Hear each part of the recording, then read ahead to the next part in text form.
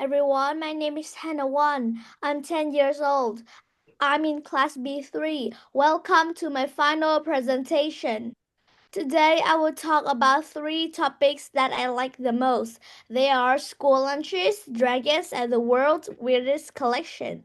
School lunches. First, I will talk about school lunches in Japan. In Japan, the students eat lunch in their classroom. They take turns surviving the food each day. In the meal, the students often have rice and soup. Some kids bring a box of cold rice, fish, and cakes, and vegetables. They are very carefully and beautifully Prepare. because in Yes, prepare. Because in Japan, the way food looks very important. Next, I will talk about um, school lunches in Zambia. In Zambia, the kid often eat a dish called nashima for lunch. The nashima is a sticky dough from white to ground maize. They eat nashima with their hands. They can dip it in tasty sauce and they can eat it with some hot meat or fish. Then I will talk about school lunches in Italy. In Italy, the food for the students is very organic, all grow naturally. So also the food comes from the farm near the schools. The students often have got some pasta or rice dish called risotto. The special thing about the school in Italy are they just serve meat only one or twice a week. Oh, you say they only serve meat. Say again. They only serve meat once or twice a week. Good. In England, some schools provide the students hot lunches in at the school, but most kids bring their own lunch from home. In the lunch box, they have a sandwich with filling cheese, tomatoes, ham, or tuna. There is often a piece of fruit, a bag of chips, a juice box, and some cookies. Last, in Vietnam, we have stir fried water Spanish with garlic, stir fried karabi with meat, or various seasonal raw vegetables. Students have stir fried chicken, pork with sauce or fish tomato sauce. The students have pumpkin soup with a little meat and sweet potato leaf soup. Our desserts are watermelons, bananas, or yogurts. I think every lunch has a special meaning, but I like the school lunches in Vietnam and Japan because in Japan the dish looks so cute and beautiful, and in Vietnam I think the dish is very hot and yummy. I want to try both of the lunches. Next, I will talk about my second topic, dragons. First, I will talk about dragons in Asia. In Asia, dragons have beautiful and magical creatures. They are about 4,000 years old. Asian dragons don't have wings and they look like a giant lizards. They aren't scary. They even can bring good luck to people. One example is Fukuryu, the Japanese lucky dragon. Next, I will talk about dragons in Europe, North America, and South America. In Europe, North America, and America, there are some stories about dragons that show them as evil.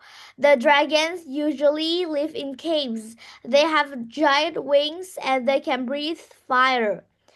But in the Western culture, there are some stories about some good dragons. Then I will talk about dragons in Oceania and Australia. Dragons also have a very long history in Oceania and Australia. The dragons are 50,000 years old. There are many different types of dragons, but the most famous is Bunyip. This dragon is made of many parts of different animals. It lives in the water. The following dragon I will talk about is about real dragons. The real dragons alive today is the Komodo dragon. It's very large lizard that lives on an island in Indonesia. It can be very scary because it can hunt deer, pigs, and even people.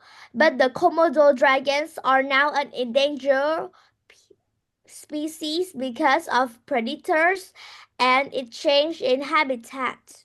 Last, in Vietnam, the dragons are more than 1,000 years old. Dragons don't have wings and they look like a giant lizard. They have many colors, such as red, green, yellow. They have a long body with a big nose. The their icon of au- authority, Oh, noble and here noble you can say authority. authority, no, noble and close to riverine culture. The last topic.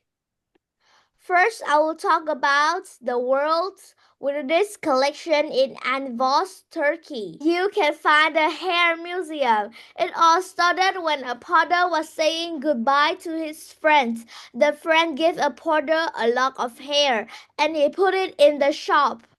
Many people want to leave a lock of hair at the museum too. So the museum was born. Next, I'll talk about the weirdest collection in the Museum of Under Art.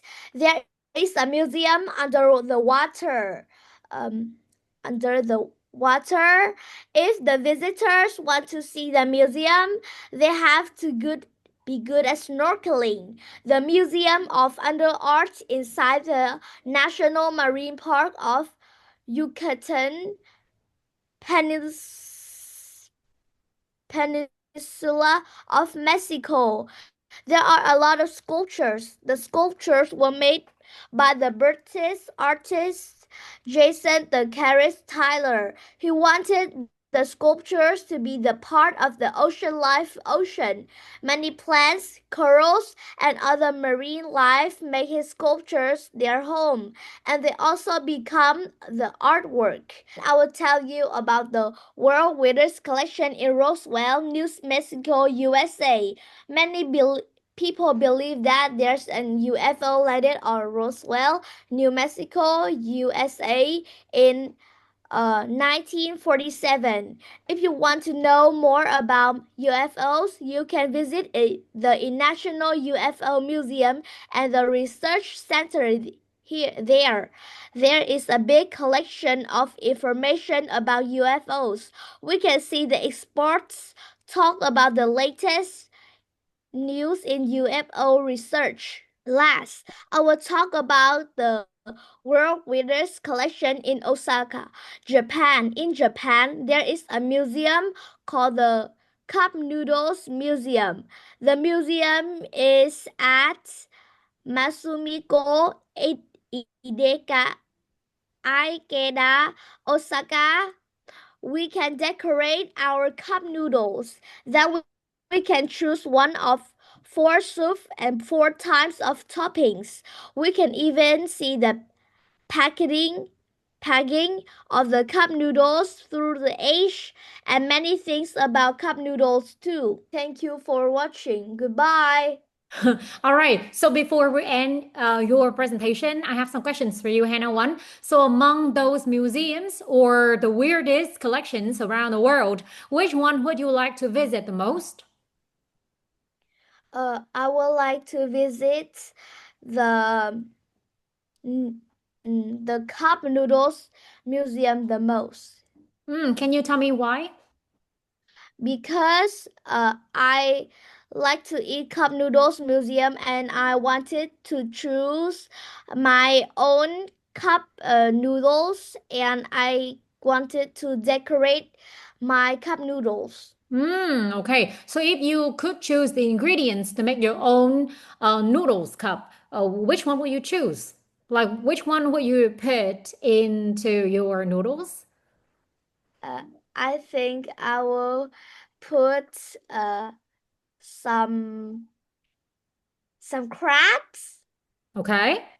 uh, some vegetables, Mm-hmm. or some I think I will put some egg, Mm. some All fried right. too. Thank you, Hannah One. You also talked about dragons, right? So which one do you find the most impressive to you?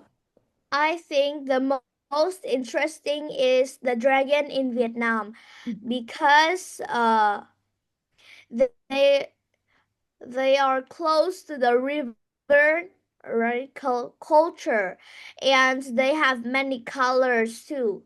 Mm. Can you tell me and your friends a little bit more about the dragons? I mean, in what countries or in what region that the dragons are considered bad luck, and where are dragons considered good luck?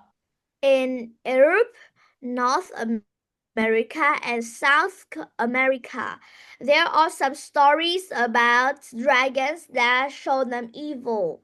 But in the Western culture, there are some good there are some stories about good dragons.